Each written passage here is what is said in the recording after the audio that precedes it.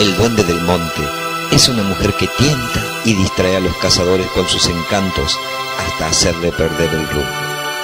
Cuando lo ha conseguido, ya es un fornido cambaguazú que los asusta y ahuyenta con un enorme látigo, con el cual también castiga a sus perros. Así es como el monte y su fauna son protegidos del hombre. Así es como Ka'apora los cuida.